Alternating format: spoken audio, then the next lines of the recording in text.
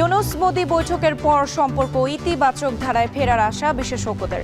অপপ্রচার বন্ধ সহ ভিসা কার্যক্রম চালু নিয়েও আলোচনা। সেটার প্রকাশ আপনি পাবেন, আপনার ভিসাটা খোলে কিনা, ট্রেন চলাচল শুরু হয় কিনা, সীমান্ত হত্যাকাণ্ড কমছে কিনা, সেগুলো দেখলে আপনি বুঝতে পারবেন যে হ্যাঁ, তারা দুজন যে কথা বলেছে সে কথাটা বাস্তবে কাজে লাগছে। রোহিঙ্গা প্রত্যাবাসনের পথ তৈরি হয় বিমস্টেক থেকে প্রাপ্তি প্রত্যাশার চেয়েও বেশি। সহযোগিতা বাড়াতে আসিয়ানে যুক্ত হতে আগ্রহী বাংলাদেশ। এক যুগেও শেষ হয়নি একমাত্র মেরিটাইম বিশ্ববিদ্যালয়ের নির্মাণ। অথরাই থেকে যাচ্ছে ব্লু ইকোনমির স্বপ্ন। এবং অস্বাভাবিক শুল্ক আরোপে যুক্তরাষ্ট্রকে অর্থনৈতিক মন্দার দিকে ঠেলে দিচ্ছেন ট্রাম্প। ক্ষতিগ্রস্ত হবে বিশ্ব অর্থনীতিও।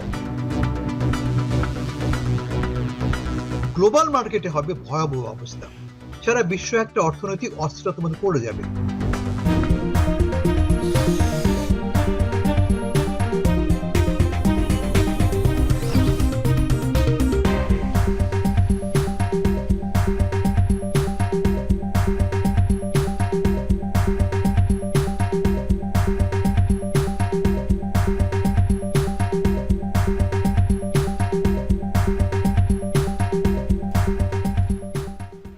স্বাগত এখন সকালে পুরো আয়োজন জোরের সঙ্গে আছি আমি সুমাইয়া রাত্রি। 5 আগস্টের পর বাংলাদেশ ভারত সম্পর্কে দেখা দেয় টানাপোড়েন। গণ অভ্যুত্থানের মুখে শেখ হাসিনা পালিয়ে যায় ভারতে। এরপর শুরু হয় ভারতীয় গণমাধ্যমে বাংলাদেশের বিরুদ্ধে নানা রকম অপপ্রচার। পরিস্থিতি আরও উত্তপ্ত হয় যখন ভারত সরকার বাংলাদেশের নাগরিকদের ভিসা কার্যত বন্ধ করে দেয়। নানা অস্থিরতা চাপিয়ে নরেন্দ্র মোদী ও ডক্টর ইউনূসের বৈঠক আবারও বাংলাদেশ ভারত সম্পর্ক ইতিবাচক ধারায় ফেরার পথ তৈরি করছে বলে মত বিশেষজ্ঞদের। ব্যাংকে বিমস্টেক সম্মেলনের পার্শ্ব বৈঠকে উঠে আসে শেখ হাসিনাকে ফিরিয়ে আনা, সীমান্ত হত্যা বন্ধ, তিস্তা পানি বণ্টন এবং ভিসা সমস্যা নিয়েও আলোচনা হয়। সাদাত অভরের প্রতিবেদন।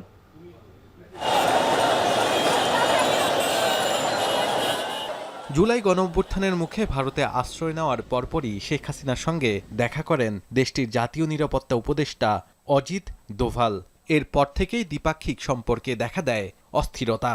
হিন্দুদের ওপর যে ধরনের অত্যাচার হচ্ছে, ভারতীয় সংবাদ মাধ্যমে বাংলাদেশের সংখ্যালঘু নির্যাতনের অভিযোগ নিয়ে প্রকাশিত সংবাদ পরিস্থিতিকে আরও জটিল করে তোলে।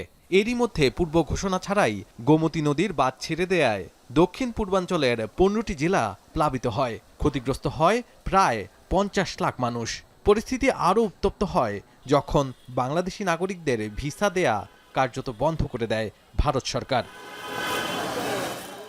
অন্তর্বর্তীকালীন সরকার শুরু থেকেই গণহত্যার দায়ে শেখ হাসিনাকে দেশে ফিরিয়ে এনে বিচারের মুখোমুখি করতে চায়। তবে তাকে ফেরত পাঠানোর বিষয়ে ভারতের অবস্থান এখনও স্পষ্ট নয় বলে অভিযোগ করেছে বাংলাদেশ।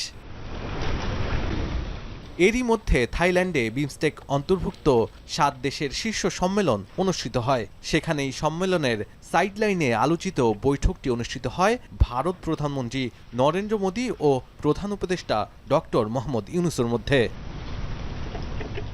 বৈঠকে শেখ হাসিনাকে দেশে ফেরত পাঠানোর বিষয়ে মোদির সঙ্গে কথা বলে প্রধান উপদেষ্টা। পাশাপাশি ভারতে বসে সাবেক প্রধানমন্ত্রী নেতিবাচক কর্মকাণ্ড নিয়েও আলোচনা হয়। বিশ্লেষকরা বলছেন এ বৈঠক দুই দেশের জন্যই ইতিবাচক। আমরা অনুরোধ করেছি, কিন্তু অনুরোধের পাশাপাশি আরও কিছু বিষয়গুলি থাকে যে বিষয়গুলো নিয়ে আরেকটু বোধহয় চিন্তা বা কাজ করার সুযোগ আছে বলে আমি মনে করছি। বাংলাদেশি নাগরিকদের ভিসা কার্যত বন্ধ করায় বাংলাদেশ যেমন ক্ষতিগ্রস্ত হচ্ছে, তেমনি ভারতের ক্ষতিও কম নয়। তাই এই আলোচনা ভিসা কার্যক্রম শুরুর পথে ইতিবাচক ভূমিকা পালন করবে বলে মন্তব্য করেছেন আন্তর্জাতিক সম্পর্ক বিশ্লেষকরা। ভিসার অবশ্যই একটা বিরূপ একটা অভিঘাত একটা সৃষ্টি করছে। এই যে পিপল টু পিপল কানেক্টিভিটি সমস্যা আমরা ফেস করছি, যেরকম আমরা মেডিকেল ভিসা, ধরেন এডুকেশনাল ভিসাগুলা এবং ট্যুরিজমের জন্য একটা বেশ একটা ভালো একটা পিপল টু পিপল কন্ট্যাক্ট হতো। অন্যদিকে প্রধান উপদেষ্টার মুখে উঠে আসে সীমান্ত হত্যা ও তিস্তা নদীর পানি বণ্টনের ন্যায্য হিস্সা নিশ্চিতের বিষয়টি।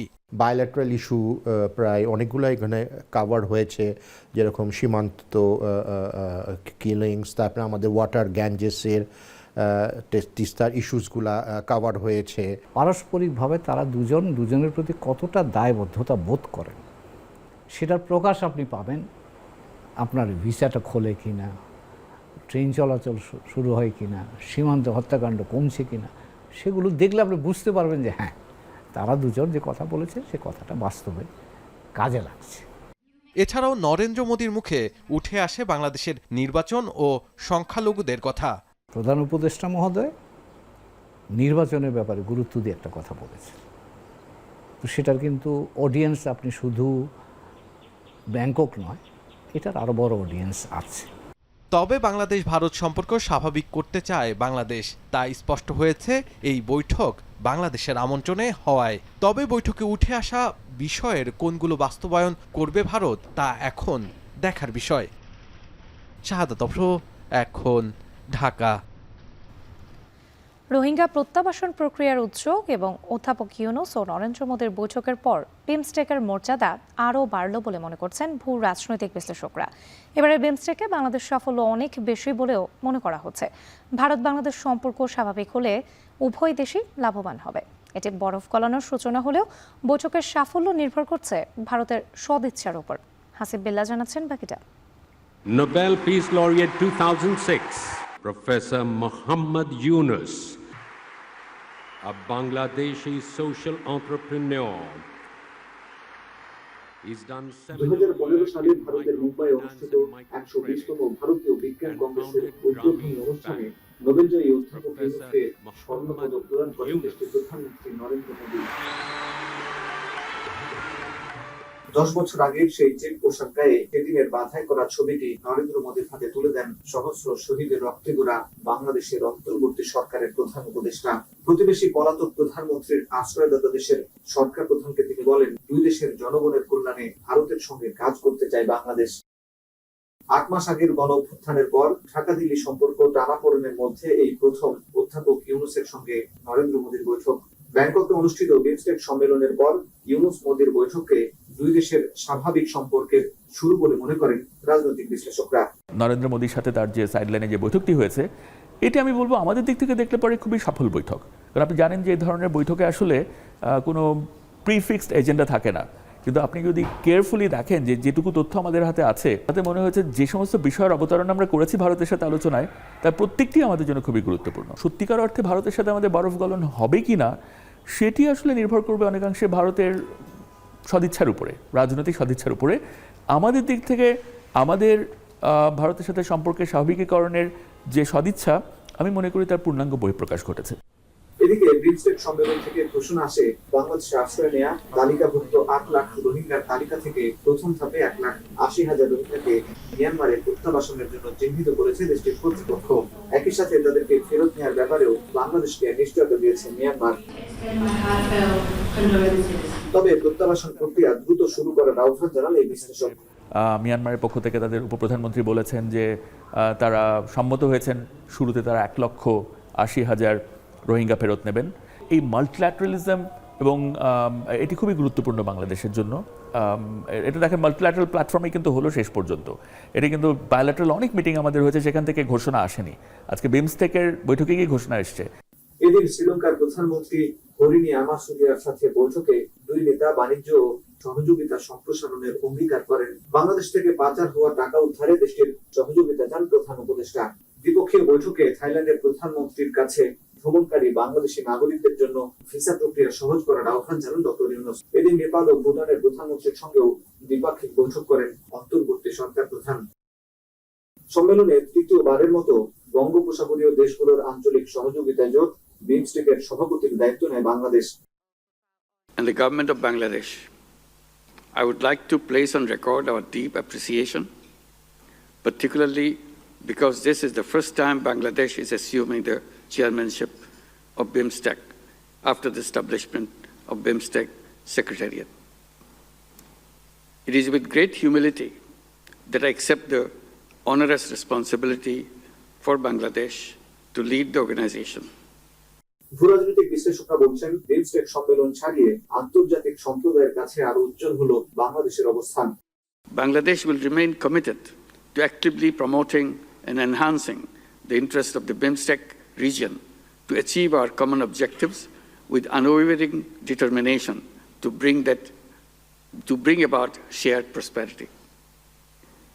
Bangladesh is committed to working closely with all member states to materialize the purpose and objectives of the organization and to enhance the visibility of BIMSTEC.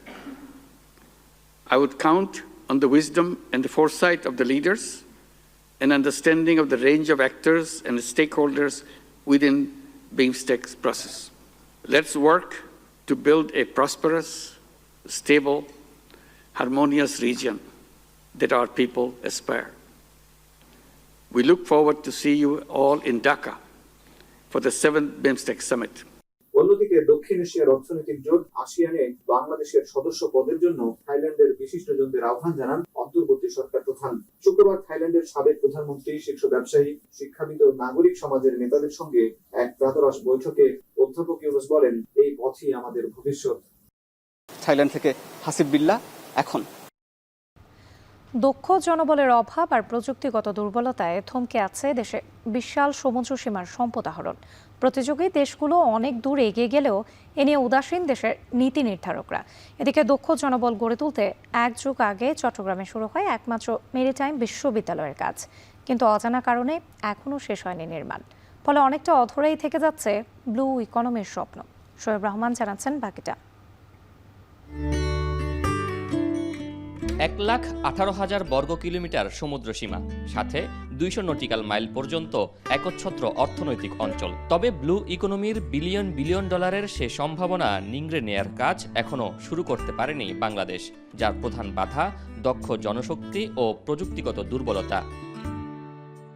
Blue ইকোনমিতে বাংলাদেশের অপার সম্ভাবনা থাকলেও তা সেভাবে কাজে লাগানো যায়নি। এ খাতে দক্ষ জনবল সংকট এখনো প্রকট।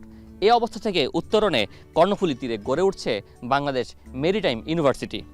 একসময়ের ধুধু বালুচরে মাথা তুলে দাঁড়াচ্ছে একের পর এক স্থাপনা, যা 2026 সালের জুনের মধ্যে রূপ নেবে একটি পরিপূর্ণ বিশ্ববিদ্যালয় ক্যাম্পাসে। সে লক্ষ্যেই বাকুলিয়ার হামিদচরে চলছে মহাকর্মযজ্ঞ। 2013 সালে দক্ষিণ এশিয়ার তৃতীয় ও বিশ্বের 12তম মেরিটাইম ইউনিভার্সিটি প্রতিষ্ঠা করে সরকার। বাকুলিয়ার হামিদচরে 106 একর জায়গায় 38টি ভবন নির্মাণে 1,183 কোটি টাকা বরাদ্দ দেয়া হয়। তবে এক যুগ পরও শেষ হয়নি এর কাজ। মাঝে অর্থনৈতিক ভঙ্গুর পরিস্থিতিতে 1,017 কোটি টাকায় 19টি ভবন নির্মাণের সিদ্ধান্ত গৃহীত হয়। তবে অন্তর্বর্তী সরকার আসার পর কিছুটা বেড়েছে কাজের গতি। আমাদের কার্যক্রমের অগ্রগতি অনুযায়ী অদ্যাবধি প্রায় 40% ভৌত অগ্রগতি হয়েছে। আর্থিক অগ্রগতি আমাদের প্রায় 30% আর্থিক অগ্রগতি। তো আশা করি যেহেতু আমাদের কাজ এখন দ্রুত এগিয়ে চলছে, সামনে আমাদের ভৌত এবং আর্থিক অগ্রগতি দ্রুত করা সম্ভব হবে ইনশাল্লাহ। ক্যাম্পাসের জন্য নির্ধারিত জায়গায় এখন তুমুল ব্যস্ততা। এখানে গড়ে উঠেছে 6 তলা 2টি একাডেমিক ভবন, যেখানে থাকবে 52টি শ্রেণীকক্ষ। পাশাপাশি থাকবে একাডেমিক ভবন, শিক্ষক কর্মকর্তাদের ডরমিটরি, শিক্ষার্থীদের আলাদা ছাত্রাবাস। এছাড়া গবেষণা ও ব্যবহারিক কাজের জন্য থাকবে একটি পন্টুন জেটি। কার্যক্রম পূর্ণ গতিতে এগিয়ে যাচ্ছে। আমরা আশাবাদী আগামী 2026-এর জুনের মধ্যে আমাদের এই প্রকল্প যে বিভিন্ন কার্যক্রম শেষ করে আমাদের অস্থায়ী ক্যাম্পাস থেকে আমরা স্থায়ী ক্যাম্পাসে আমাদের কার্যক্রম এখানে নিয়ে আসতে পারবো। আমরা ইতিহাস অনেক বড়।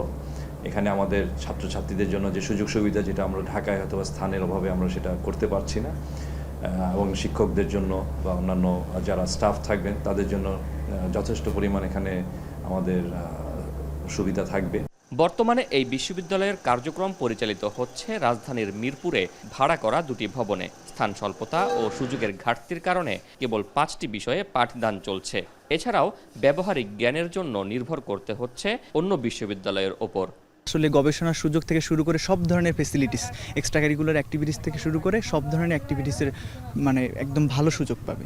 আমাদের হল ভাড়াটাও অনেক বেশি, যেটা পাবলিক ইউনিভার্সিটি অনুযায়ী যেটা মানে হওয়ার কথা ছিল না। তো আমরা যদি পার্মানেন্ট ক্যাম্পাসে আসি তখন আমরা মনে করতে পারি যে এটা অনেক রিডিউস হবে, আশা করতেছি আমরা। ইনিশিয়াল স্টেজে আমরা এমআইএসটি, বুয়েট এইসব ইউনিভার্সিটিগুলোর সাথে কোলাবোরেশনে গিয়ে ওদের ল্যাবগুলো আমরা ইউজ করছি। তো যদি আমরা এই পার্মানেন্ট ক্যাম্পাসে চলে আসতে পারি তাহলে আমাদের আর অন্য ইউনিভার্সিটির উপরে রিলাই করতে হচ্ছে না।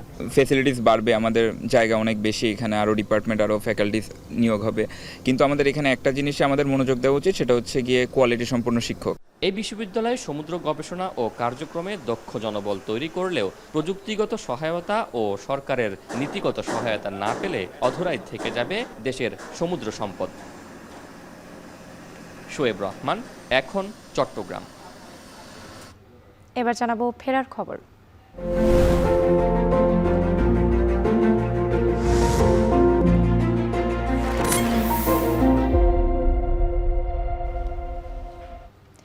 পরিবার পরিজনের সাথে ঈদ উদযাপন শেষে পদ্মা সেতু হয়ে রাজধানীতে ফিরছেন দক্ষিণাঞ্চলের মানুষ। এক্সপ্রেসওয়েতে বেড়েছে ঢাকামুখী যানবাহনের চাপ। এ নিয়ে আরও জানাতে পদ্মা সেতুর জাজিরা প্রান্ত থেকে যুক্ত হয়েছেন কাজী মনিরুজ্জামান। মনির, এক্সপ্রেসওয়েতে যানবাহনের চাপ কেমন দেখতে পাচ্ছেন? পদ্মা সেতুর টোল প্লাজায় কোনো যানজট রয়েছে কিনা জানাবেন।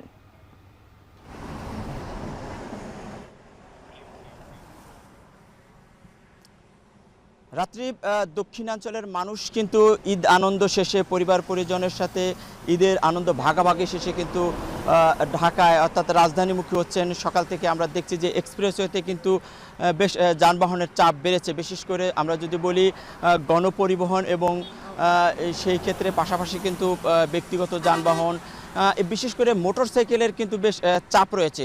যত বেলা বাড়ছে ততই কিন্তু যানবাহনের চাপ বাড়ছে। তবে কোথাও এই এক্সপ্রেসওয়ের কোথাও কিন্তু যানজট নেই, নির্বিঘ্নেই কিন্তু মানুষ কর্মস্থলে ফিরছেন, এমনটা কিন্তু আমরা দেখছি। আর টোল প্লাজার কথা যদি বলি, টোল প্লাজায় কিন্তু যেই বুথগুলো রয়েছে সেই বুথগুলোতে যানবাহনগুলো তাদের নির্ধারিত টোল দিয়েই কিন্তু পদ্মা সেতু পার হয়ে রাজধানীতে ফিরছেন। সেই ক্ষেত্রে টোল প্লাজার সামনে কোনো ধরনের যানজট নেই, তবে যানবাহনের চাপ রয়েছে। প্রত্যেকটি লেনেই কিন্তু আমরা দেখছি যে যানবাহন রয়েছে এবং যানবাহনগুলো ঠিক মতোই টোল দিয়ে পরিশোধ করে তারা কিন্তু পদ্মা সেতু পার হয়ে ঢাকা যাচ্ছেন। আমরা যাত্রীদের সাথেও কথা বলেছি, তারা যেমনটা বলছেন যে আসলে ঈদ আনন্দ শেষে এবার লম্বা ছুটি পেয়েছেন তারা, এবং এই লম্বা ছুটিতে তারা বেশ আনন্দ উপভোগ করেছেন এবং পাশাপাশি তারা কিন্তু যেভাবে ঢাকা থেকে গ্রামের বাড়িতে গিয়েছেন সেই স্বাচ্ছন্দ্যেই কিন্তু আবার গ্রামের বাড়ি থেকে তারা আবার সেই রাজধানী যাচ্ছেন। কোথাও যানজট বা কোথাও কোনো ধরনের বিড়ম্বনা সৃষ্টি হয়নি। আর ভাড়ার ক্ষেত্রে তারা বলছেন যে কিছুটা ভাড়া বেশি নেওয়া হয়েছে, সেই ক্ষেত্রে কিন্তু তারা সেই ভাড়াও ছাড় দিয়েছেন, কারণ এবছরের যাত্রাটা তাদের অনেকটা নির্বিঘ্ন হয়েছে, এমনটাই বলছেন। আমরা কর্তৃপক্ষের সাথে কথা বলেছি পদ্মা সেতুর টোল প্লাজা, তারা বলছেন যে আসলে গত 2 দিন ধরেই কিন্তু যানবাহনের চাপ বেড়েছে, আজও বিকেল নাগাদ আরও যানবাহনের চাপ থাকবে, এমনটাই কিন্তু পদ্মা সেতুর টোল প্লাজার কর্তৃপক্ষ আমাদেরকে জানিয়েছেন। তো ধীরে ধীরে যানবাহনের চাপ বাড়ছে সড়কে এবং রাজধানীমুখী মানুষের চাপও কিন্তু আমরা ধীরে ধীরে বাড়তে দেখছি রাত্রি। হাজারো প্রতিকূলতার মাঝে বিশ্বের সর্বাধুনিক প্রযুক্তি আর আন্তরিক সেবা নিয়ে আমরা তৈরি। বিআরবি হসপিটালস লিমিটেড, কাঙ্ক্ষিত সেবার ঠিকানা। ঈদের ছুটিতে দর্শনার্থীর ভিড় বেড়েছে পঞ্চগড়ের জেলা প্রশাসন ইকো পার্কে। বাহারি ফুল ফলের গাছ, ফোয়ারা আর নানা স্থাপনায় মুগ্ধ বিনোদন প্রেমীরা। পার্ক ঘিরে জমে উঠেছে প্রত্যন্ত এলাকার ব্যবসা বাণিজ্য। আর জানাচ্ছেন লুৎফর রহমান। পঞ্চগড় জেলা শহরের অদূরেই কর্তা নদীর তীর ঘেঁষে নির্মিত জেলা প্রশাসন ইকো পার্ক। ঢুকতেই চোখে শান্তি যোগায় রং বেরঙের ফুলের গাছ, রয়েছে বাঁশ বেতের তৈরি নানা স্থাপনা। ঈদের আমেজে পার্কের সৌন্দর্যে মুগ্ধ বিনোদন প্রেমীরা। স্থানীয়দের দীর্ঘদিনের দাবির পরিপ্রেক্ষিতে 21 একর খাস জমিতে প্রায় 54 লাখ টাকা ব্যয়ে এই পার্ক নির্মাণ করেন জেলা প্রশাসন। 20,000 ফুল ফলের গাছের পাশাপাশি রয়েছে পানির ফোয়ারা, লেক সহ দারুণ সব স্থাপনা। ঈদের ছুটিতে 30 টাকার টিকিটের বিনিময়ে পরিবার পরিজন নিয়ে পার্কের সৌন্দর্য উপভোগ করেন দর্শনার্থীরা। এছাড়া পার্ক ঘিরে জমে উঠেছে প্রত্যন্ত এলাকার ব্যবসা বাণিজ্য। আসে দেখতেছে অনেক মনোরম একটা জায়গা, যেমন ফুল আছে, সৌন্দর্য আছে, একটা ঝর্ণা আছে। ঢাকায় তো এরকম আমরা পাই না আসলে, তাই এই জায়গাটাতে হচ্ছে আমার এই পার্কটা অনেক ভালো লেগেছে। শহরের যে ধুলাবালির একটা ইট কাঠ পাথরের ভিতরে থাকে সবাই, সেখান থেকে এসে একটু যে মুক্ত বাতাস পাচ্ছি। গাছগুলো বড় হলে, তারপরে আরো যে পরিকল্পনাগুলো আছে সেগুলো বাস্তবায়ন হলে আরো সুন্দর হবে আশা করছি। শুধু আমাদের বিনোদনের জায়গা না, এই জায়গার দিকে আমরা আমাদের মানে অর্থের একটা জোগাড় করতে পারবো ইনশাআল্লাহ। জেলা প্রশাসনের এমন উদ্যোগের প্রশংসা করছেন পরিবেশবিদরা। জানান দেশি বিদেশি ফুল ও ফলের গাছ পার্কের সৌন্দর্যে যোগ করেছে নতুন মাত্রা। আর এটিকে দেশের শীর্ষমানের ইকো পার্ক হিসেবে গড়ে তোলার পরিকল্পনার কথা জানান জেলা প্রশাসক। সম্পূর্ণ গাছগুলো যখন একটা নিজস্ব রূপ পাওয়া শুরু করবে, সেক্ষেত্রে আমাদের দীর্ঘমেয়াদী যে পরিকল্পনা এবং এটা একটা পঞ্চগড়ের পর্যটন নগরী হিসেবে যে সম্ভাবনা সেটা সৃষ্টি হবে এবং পাশাপাশি যে পঞ্চগড়ের একটা অনন্য একটা পার্ক হিসেবে এটা স্থাপিত হবে বলে আমরা আশা করছি। আমরা ধীরে ধীরে পার্কটিকে আমরা আরও সৌন্দর্য বর্ধন করব এবং আশা করছি খুব অচিরেই এই পার্কটি আমাদের জেলার মধ্যে এবং দেশের মধ্যে এটি শীর্ষস্থানীয় পার্ক হিসাবে এটি আমরা তৈরি করতে সক্ষম হব। আগামী কয়েক বছরের মধ্যে পার্কটি জেলার অন্যতম বিনোদন কেন্দ্রে পরিণত হওয়ার পাশাপাশি স্থানীয় অর্থনীতিতে গুরুত্বপূর্ণ ভূমিকা রাখবে বলে আশা সংশ্লিষ্টদের। লুৎফর রহমান, এখন পঞ্চগড়। এখন সকালে নিচ্ছি একটা বিরতি, ফিরছি একটু পর।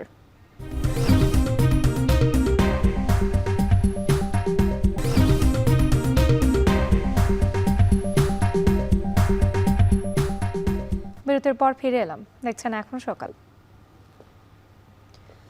ঈদের পর সিলেটে কোনো কোনো সবজির দাম বাড়লেও বেশিরভাগ ক্ষেত্রে স্থিতিশীল রয়েছে। এছাড়া কমেছে লেবু ও শসার দাম। এ নিয়ে আরও জানাতে নগরীর সোভানীঘাট কাঁচা বাজার থেকে যুক্ত হয়েছেন সন্দীপন শুভ। শুভ, ঈদের পর বাজারে সবজির সরবরাহ কেমন দেখতে পাচ্ছেন জানাবেন।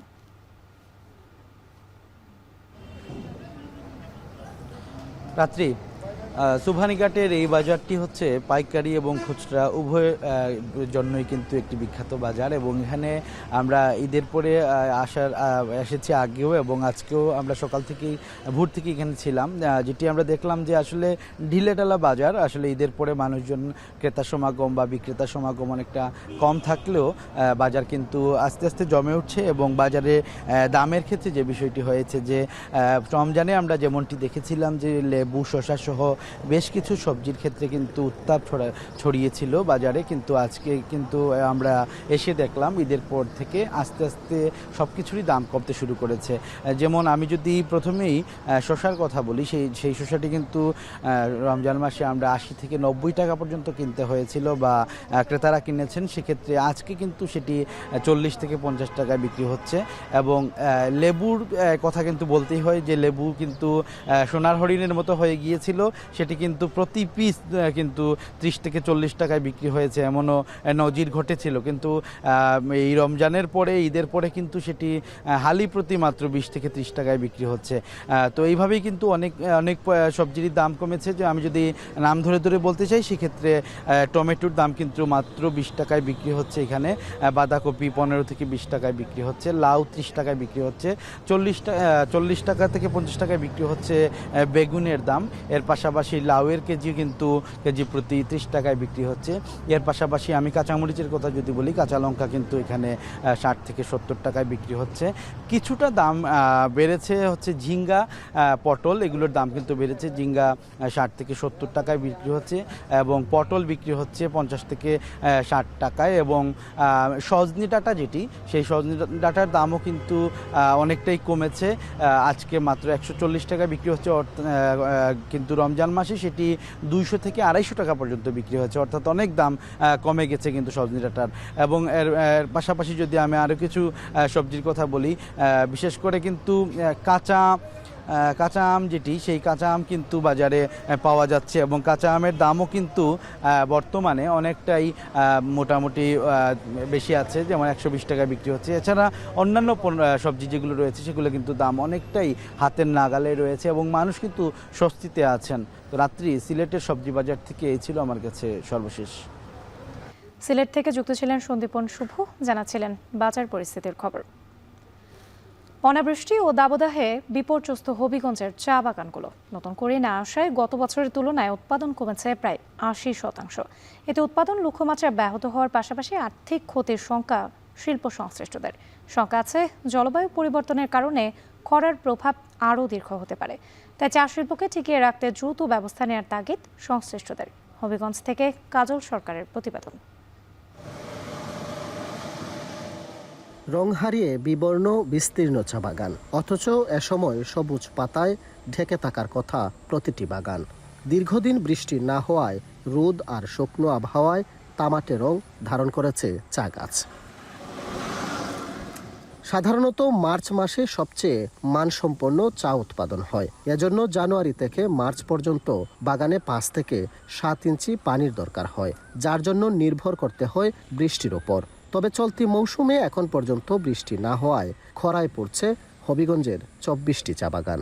চাটা পুরাটা হচ্ছে আপনার রেইনের উপর ডিপেন্ড করে। এই বছর আপনার নভেম্বর অক্টোবরের পরে একবারে রেইন সিজ হয়ে গেছে, যেটার জন্য আমাদের প্রোডাকশন অ্যাজ ওয়েল এস আমাদের কোয়ালিটি দুইটাতেই হ্যাম্পার হচ্ছে আর কি।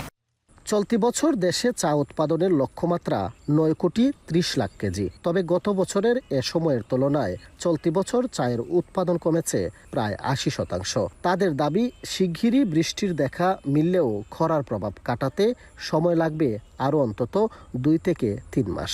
গত বছর আমার প্রোডাকশন ছিল 25,000 কেজি, এই বছর হয়তো মাত্র 5,000।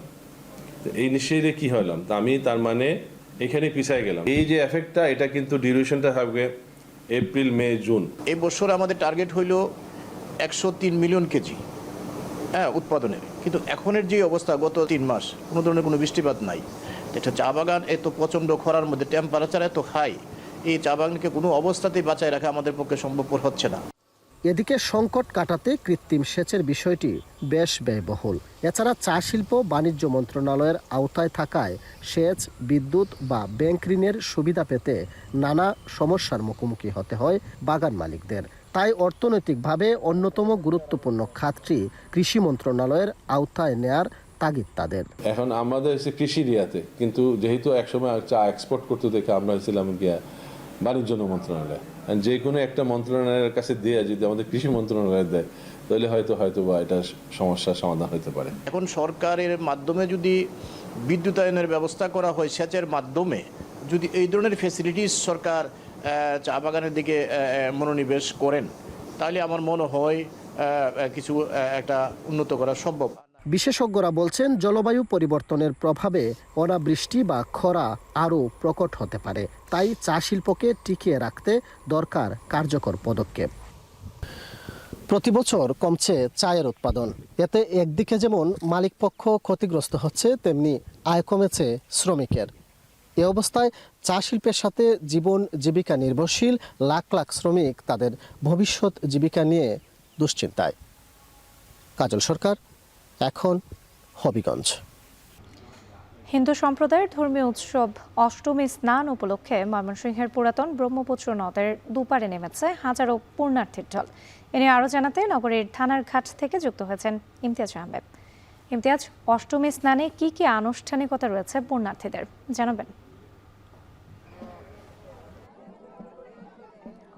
রাত্রি ময়মনসিংহের পুরাতন ব্রহ্মপুত্র নদের পারে ঠিক থানারঘাট এলাকায় আমি রয়েছি। এখানে হিন্দু সম্প্রদায়ের যে অন্যতম ধর্মীয় উৎসব অষ্টমী স্নান, সেটি অষ্টমী স্নান করতে কিন্তু ময়মনসিংহ বিভাগের বিভিন্ন জেলা উপজেলা থেকে কিন্তু সেই একেবারে কাকডাকা ভোর থেকেই, বিশেষ করে সূর্যোদয়ের আগে থেকেই কিন্তু পুণ্যার্থীরা এই নদের পাড়ে এসে হাজির হয়েছেন। দুব্বা ঘাস, বিভিন্ন ফল, হরিতকি সহ বিভিন্ন যে আনুষ্ঠানিকতা রয়েছে সেগুলো নিয়ে কিন্তু তারা ব্রহ্মপুত্র নদে আসছেন এবং পবিত্র মন্ত্র জপে তারা সেখানে স্নান করছেন এবং তাদের বিশ্বাস এখানে স্নান করার পর তাদের জীবনের সমস্ত পাপ তাদের মোচন হয় এবং সেই জন্যই কিন্তু তারা এখানে এসেছেন। মূলত ময়মনসিংহের ব্রহ্মপুত্র নদের পিয়ারপুর, বেগুনবাড়ি থেকে শুরু করে যে ব্রহ্মপুত্র নদ অববাহিকা যে এলাকাগুলো রয়েছে সে রয়েছে, পাশাপাশি ময়মনসিংহ নগরীর থানার ঘাট, কাচারিঘাট এবং আমরা ব্রহ্মপুত্র নদীর ওই পারের অংশ, বিশেষ করে শম্ভুগঞ্জের দিকে যে রয়েছে, সেখানেও কিন্তু প্রচুর হাজারো পুণ্যার্থী যারা রয়েছেন স্নান করতে এসেছেন, তারা কিন্তু এখানে স্নান করার জন্য এসেছেন। এবং যদি আমি একটু সংক্ষিপ্ত করে যদি এই প্রেক্ষাপটটা বলি, যে হিন্দু পুরাণ মতে ত্রেতা যুগের সূচনাকালে মগধ রাজ্যে ভগীরথী উপনদী কৌশিকীর তীর ঘেঁষে যে সমৃদ্ধ নগরী ছিল, যার নাম ভোজকট, এই নগরীতে ঋষি যমদগ্নি তিনি সূর্যবংশীয় কন্যা রেণুকাকে পত্নীরূপে বরণ করেন। তাদের ঘরে আলো করেছিল 5 পুত্র সন্তান। এরা হলো রসন্ত, সুসেন, বসু, বিশ্বাসুর ও ভগবান বিষ্ণুরূপ পরশুরাম। পূর্বজন্মের তপস্যার দ্বারা ভগবানকে সন্তান রূপে পরশুরাম পেয়েছেন। এই পরমাই নিয়ে আসেন ব্রহ্মকুণ্ড থেকে ব্রহ্মপুত্র নদীর উৎপত্তি। স্নানযাত্রার তাৎপর্য হলো আসলে ঋষি যমদগ্নি তার স্ত্রী রেণুকা দেবীকে পদ্ম মালালির রূপ এবং তাদের সমবেত জলবিহারের দৃশ্য মোহিত করে। ঋষি যমদগ্নি রাগান্বিত হয়ে রেণুকা দেবীকে হত্যার জন্য কালপুত্রকে বলেন এবং 4 পুত্র পাপ কাজ করতে পারবেন না বলেও কিন্তু জানান। শেষ পর্যন্ত ছোট পুত্র পরশুরামকে পিতা আদেশ দেন পরশুরাম বুকে পাথর চাপা দিয়ে কিন্তু মায়ের শিরচ্ছেদ করেন এবং মাতৃহত্যা পাপে পরশুরামের হাতে কোটার লেগেই থাকে। অনেক চেষ্টা করে সেই কোটার খসাতে পারেননি তিনি। মাতৃমৃত্যু হত্যার পাপের বোঝা পরশুরাম উন্মাদ হয়ে এদিক সেদিক ছুটতে থাকে। এক পর্যায়ে পিতা কথা মতো পরশুরাম তীর্থে ঘুরতে থাকে এবং পরবর্তীতে ভগবান শিবের তপস্যা করে ওনাকে সন্তুষ্ট করে এবং পাপ নিরোধের জন্য রাস্তা জেনে নেন। ভগবান শিব তাকে হিমালয়ের কৈলাসে পর্বতের নিচে মানুষ সরোবরে থেকে সেই নদের তীরে তাকে স্নান করতে বলেন এবং সেই ব্রহ্মপুত্র নদের স্নান করার পরেই কিন্তু আসলে তিনি পাপমুক্ত হন এবং তার সেই বিশ্বাস থেকে শত শত হাজার হাজার লক্ষ লক্ষ হিন্দু সনাতন ধর্মী যারা রয়েছেন তারা এই বিশ্বাসকে বিশ্বাস করে কিন্তু ব্রহ্মপুত্র নদে তারা কিন্তু অষ্টমী স্নান করে আসছে। সব মিলিয়ে এই ছিল ময়মনসিংহ থেকে অষ্টমী স্নানের সর্বশেষ খবর আমার কাছে রাত্রি। হিন্দু সম্প্রদায়ের ধর্মীয় উৎসব অষ্টমী স্নানের খবর জানাতে ময়মনসিংহ থেকে যুক্ত ছিলেন ইমতিয়াজ আহমেদ। এখন সকালে নিচ্ছি আরও একটি বিরতি, ফিরছি একটু পর।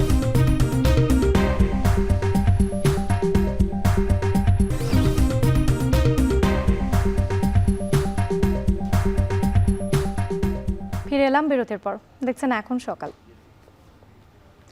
এবার আন্তর্জাতিক প্রসঙ্গ। বিশ্বব্যাপী সম্পূরক শুল্ক আরোপ করে মুক্তির আশ্বাস দিলেও প্রেসিডেন্ট ট্রাম্প যুক্তরাষ্ট্রকে অর্থনৈতিক মন্দার দিকে ঠেলে দিচ্ছেন বলে মনে করছেন আন্তর্জাতিক বিশ্লেষকরা। তাদের মতে ট্রাম্পের শুল্ক নীতির কারণে বাণিজ্য যুদ্ধ শুরু হলে কেবল যুক্তরাষ্ট্র নয়, ক্ষতিগ্রস্ত হবে বিশ্ব অর্থনীতিও। এদিকে ট্রাম্পের আরোপিত 37% শুল্কের জেরে যুক্তরাষ্ট্রে বাজার হারাতে পারে বাংলাদেশের তৈরি পোশাক খাত, এমনটাও আশঙ্কা বিশ্লেষকদের। সতীর্থ কর্মকার জানাচ্ছেন বাকিটা। যুক্তরাষ্ট্রের অর্থনীতিতে ফিরিয়ে আনবেন স্বর্ণযুগ। সম্পূরক শুল্ক আদায়ের মাধ্যমে কয়েক ট্রিলিয়ন ডলার যোগ করবেন মার্কিন অর্থনীতিতে। প্রেসিডেন্ট ডোনাল্ড ট্রাম্পের এই স্বপ্নের সাথে বাস্তবের যোগসূত্র কতখানি, এ নিয়ে চলছে চুলচেরা বিশ্লেষণ। আন্তর্জাতিক সম্পর্ক বিশ্লেষকরা বলছেন, সম্পূরক শুল্ক থেকে বাঁচতে বিদেশি প্রতিষ্ঠানগুলো মার্কিন ভূখণ্ডে পণ্য উৎপাদন শুরু করতে বাধ্য হবে। এতে লাভবান হবে যুক্তরাষ্ট্রের শ্রমিক ইউনিয়ন, বাড়বে বিদেশি বিনিয়োগও। যদিও অনেকের আশঙ্কা এতে করে যুক্তরাষ্ট্রের শ্রমবাজারে ছন্দ ফিরলেও সম্পূরক শুল্কের জেরে অর্থনৈতিক মন্দা এড়াতে পারবে না ওয়াশিংটন। গ্লোবাল মার্কেটে হবে ভয়াবহ অবস্থা, সারা বিশ্ব একটা অর্থনৈতিক অস্থিরতার মধ্যে পড়ে যাবে। মাথায় রাখতে হবে যে বিশ্ব অর্থনৈতিক ব্যবস্থা কখনোই অস্থিরতা পছন্দ করে না। অর্থনীতিবিদরা বলছেন যে এর ফলে প্রবাবলি আমেরিকায় একটা রিসেশন দেখা যেতে পারে। বিশ্লেষকরা আরও বলছেন, গেল নির্বাচনে ডেমোক্রেটদের হারের অন্যতম কারণ ছিল দ্রব্যমূল্যের ঊর্ধ্বগতি। ট্রাম্প ক্ষমতায় এসেছিলেন নিত্য প্রয়োজনীয় দ্রব্যের দাম কমানোর ম্যান্ডেট নিয়েই, কিন্তু যুক্তরাষ্ট্রের বাজার এখনও চড়া। কারণ কলা, অ্যাভোকাডো, ভোজ্য তেল ও গরুর মাংস সহ বেশ কিছু নিত্যপণ্য বিদেশ থেকে আমদানি করে ওয়াশিংটন। বিশেষজ্ঞদের মতে গ্রোসারি পণ্যের দাম নাগালের বাইরে চলে গেলে সবচেয়ে ক্ষতিগ্রস্ত হবে যুক্তরাষ্ট্রের নিম্ন আয়ের মানুষ, যাদের ভোটে দ্বিতীয় মেয়াদে ক্ষমতায় বসেছেন ট্রাম্প। ট্রাম্প সাহেব ক্ষমতা এসেছিলেন কিন্তু দ্রব্যমূল্য কমাবেন এই প্রতিশ্রুতি দিয়ে, কিন্তু আমরা এখন দেখছি কি উল্টো, সর্বক্ষেত্রে দ্রব্যমূল্য বেড়ে যাচ্ছে। এবং আরো মজা হচ্ছে যে সবচেয়ে ক্ষতিগ্রস্ত হবে কারা? সবচেয়ে কম আয় মানুষেরা, সবচেয়ে কম সক্ষম মানুষেরা, দরিদ্র মানুষেরা। এদিকে বাংলাদেশি পণ্যে 37% শুল্ক বসালে স্বাভাবিকভাবেই যুক্তরাষ্ট্রের বাজারে চাহিদা কমে যাবে, যার সবচেয়ে বড় প্রভাব পড়বে বাংলাদেশের তৈরি পোশাক খাতে। ভয়টা হচ্ছে অন্যখানে, ভয়টা হচ্ছে যে দামটা যাতে না বাড়ে সেজন্য বাংলাদেশের উৎপাদকরা কি করতে পারে? উৎপাদকরা এই খরচটা, এই অতিরিক্ত ব্যয়টা শ্রমিকদের উপর চালিয়ে দিতে পারে। যে শ্রমিক এখন 100 টাকা বেতন পায়, হয়তো আগামীকাল সে বেতন পাবে 80 টাকা। সংশ্লিষ্টদের মতে পোশাকের দাম বাজারের চাহিদা অনুযায়ী নির্ধারণ করতে গিয়ে গার্মেন্টস কর্মীদের মজুরির ওপর ছুরি কাঁচি চালাতে পারে মালিকপক্ষ। কারণ যুক্তরাষ্ট্রে তৈরি পোশাকের বাজার ধরার জন্য মুখিয়ে আছে চীন ও ভারতের মতো দেশ। সতীর্থ কর্মকার, এখন বিশ্ব বাণিজ্য সংস্থার নিয়ম অমান্য করে বিভিন্ন দেশের উপর শুল্ক আরোপ করেছেন ডোনাল্ড ট্রাম্প। তার এই পদক্ষেপ যুক্তরাষ্ট্রের ইতিহাসে 100 বছরের মধ্যে সবচেয়ে বড় ভুল সিদ্ধান্ত বলে মত অর্থনীতিবিদদের, যা বৈশ্বিক অর্থনীতিকে নিয়ে যাবে অনিশ্চয়তার দিকে। জানারা ভুইয়ার প্রতিবেদন।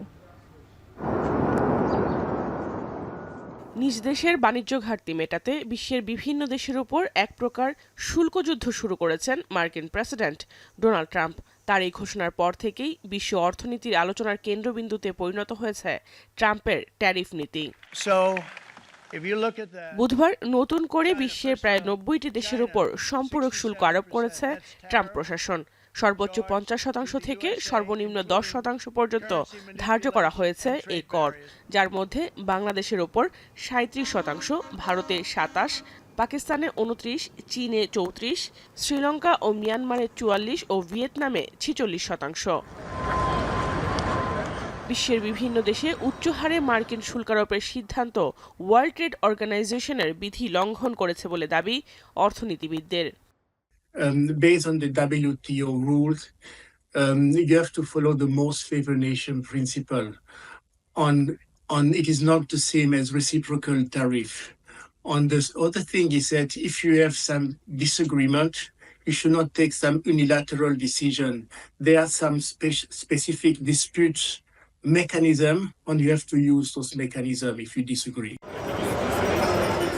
ইতিমধ্যেই বৈশ্বিক অর্থনীতিতে ট্রাম্পের এই শুল্ক নীতির নেতিবাচক প্রভাব পড়তে শুরু করেছে। শেয়ার বাজারে দরপতন সহ ডলারের দর কমতে শুরু করেছে। তাই বলা হচ্ছে, যুক্তরাষ্ট্রের অর্থনীতিকে এগিয়ে নিতে ট্রাম্প যে পদক্ষেপ নিয়েছেন তা গত 100 বছরের মধ্যে সবচেয়ে ভুল সিদ্ধান্ত।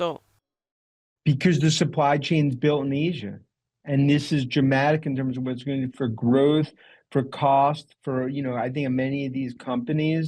And that's why it continues to be the most absurd thing I've seen on Wall Street covering stocks 25 years. ট্রাম্পের শুল্ক নীতি স্থিতিশীল অর্থনীতিকে অনিশ্চয়তার মুখে ঠেলে দিচ্ছে, কারণ তার এই সিদ্ধান্ত ব্যবসায়ীদের স্বাভাবিক গতিকে বাধাগ্রস্ত করবে। যদিও যুক্তরাষ্ট্রের সঙ্গে নেগোসিয়েশনের মাধ্যমে এর সমাধান হতে পারে বলে মত বিশ্লেষকদের। জাহানারা ভুঁইয়া, এখন বিশ্ব। ট্রাম্প প্রশাসনের শুল্ক যুদ্ধের জেরে আইফোন 16 প্রো ম্যাক্সের দাম বেড়ে যেতে পারে $2300। শুল্ক বাবদ অ্যাপল বাড়তি খরচ ভোক্তাদের দিকে ঠেলে দিলে 43% পর্যন্ত বাড়তে পারে স্মার্টফোন সহ প্রায় সব পণ্যের দাম। এ সুযোগ লুফে নিতে পারে দক্ষিণ কোরিয়ার স্যামসাং ইলেকট্রনিক্স।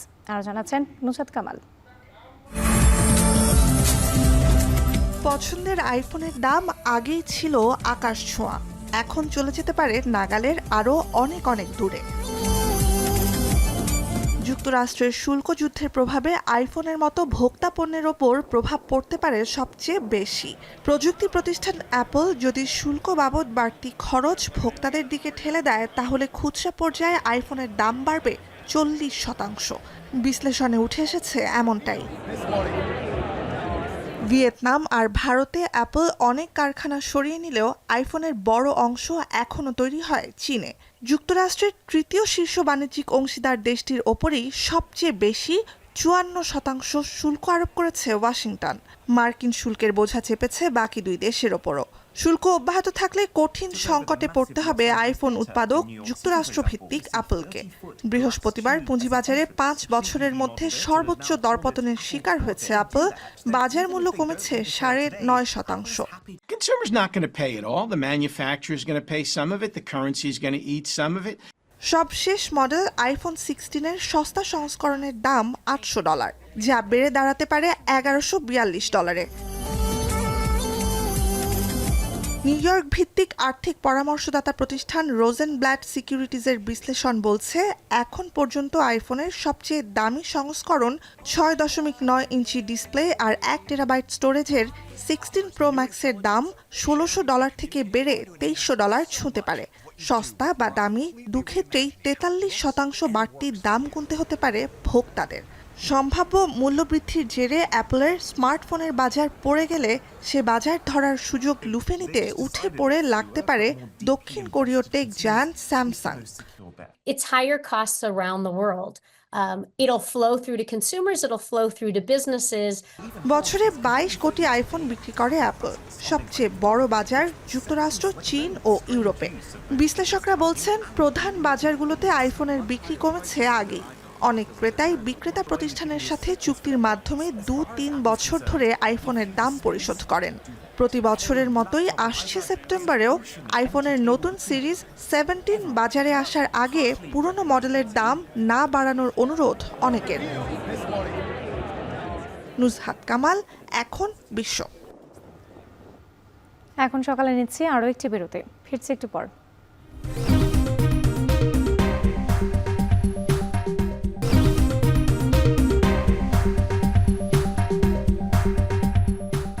বিরতির পর ফিরে এলাম আরও একবার, দেখছেন এখন সকাল। এবার খেলার খবর। ডিপিএলের মাঝপথেই ঘরের মাঠে জিম্বাবুয়ে সিরিজ। জাতীয় দলের ক্রিকেটারদের ছাড়াই অনেকটা পথ পাড়ি দিতে হবে ডিপিএলের অনেক ক্লাবকে। লিটন, নাহিদ, রিশাদরা খেলতে যাবেন পিএসএলে, তবে চ্যালেঞ্জ মোকাবেলার জন্য প্রস্তুত দলগুলো। আর প্রতিবন্ধকতা থাকলেও টুর্নামেন্টের মাঝেই 80% বেতন পরিশোধের নজির আবাহনের। আর জানাচ্ছেন আরিফুল ইসলাম সাহাব। ইচ্ছা থাকলে উপায় হয়, লিগ শেষ হয় কিন্তু বেতন পরিশোধ হয় না। ঘরোয়া ক্রিকেটে এমন অভিযোগ বহু পুরনো, তবে আবাহনী বরাবরই ব্যতিক্রম। চলতি ডিপিএলে ইতিমধ্যেই ক্রিকেটারদের 80% বেতন পরিশোধ করেছে দলটি। আর্থিকভাবে এবছর অনেকেই ক্ষতিগ্রস্ত হচ্ছে, সেই আর্থিকভাবে ক্ষতিগ্রস্তটাকে কাটিয়ে ওঠার জন্য পেমেন্ট সিস্টেমটা খুব ভালো করার চেষ্টা করেছি। ম্যানেজমেন্টের সঙ্গে কথা বলেন, ফার্স্টে একটা ভালো পেমেন্ট করেছি, ঈদের আগে আরেকটা পেমেন্ট করে প্রায় 80%, অলমোস্ট 80% পেমেন্ট ক্লিয়ার। আসন্ন জিম্বাবুয়ে টেস্ট সিরিজকে সামনে রেখে 12 তারিখ থেকে শুরু হবে জাতীয় দলের ক্যাম্প। শীর্ষ দলগুলোর অনেক ক্রিকেটারকে যোগ দিতে হবে ক্যাম্পে, সেটা নিয়েও আছে ভিন্ন পরিকল্পনা। টেস্ট প্লেয়াররা হয়তো বা সেই ম্যাচে আনঅ্যাভেলেবেল হওয়ার একটা সম্ভাবনা রয়েছে, যদি সেটা হয়ে থাকে সব টিমের জন্যই সেটা ঘটবে। আর যদি আমরা সবাইকে পাই সেটা তো আমি হ্যাপি থাকবো, আমি চাই যে আসলে আমার পুরো দল নিয়েই খেলার জন্য। বাট যদি বোর্ডের কোনো সিদ্ধান্ত হয় সেটাকেও আমরা সাপোর্ট করার চেষ্টা করব। প্রথম টেস্টের পর পিএসএল খেলতে যাবেন নাহিদ রানা। ডিপিএল এর বাকি সময়টাই গতিময় এই পেসারকে পাবে না আবাহনী। তবুও ক্রিকেটারদের এনওসি পাওয়ার বিষয়টাকে ইতিবাচকভাবেই দেখছেন দলটির কোচ হান্নান সরকার। আমরা 12 তারিখের ম্যাচে নাহিদকে পাই সেটা এক ধরনের প্ল্যান হবে, আর যদি না পাই সেটা এক ধরনের প্ল্যান হবে। তবে নাহিদকে এনওসি যে দেওয়া হয়েছে পিএসএল এর জন্য, আমার মনে হয় যেটা পজিটিভভাবে চিন্তা করা হয়েছে। শুধু নাহিদ না, বাকি যাদেরকে রিশাদ, লিটন যারাই যাচ্ছে, তাসকিন, আমার মনে হয় যারাই যাচ্ছে, আমার মনে হয় সবাইকে এনওসি দেওয়ার এই বিষয়টা কিন্তু কালচারটা গত বছর আমি যখন সিলেকশন প্যানেলে ছিলাম তখনই আমাদের মধ্যে আলোচনা হচ্ছিল যে আমরা। আরিফুল ইসলাম সাহাব, এখন ঢাকা। শেষ করছি এখন সকাল। যাওয়ার আগে শিরোনামগুলো আরও একবার।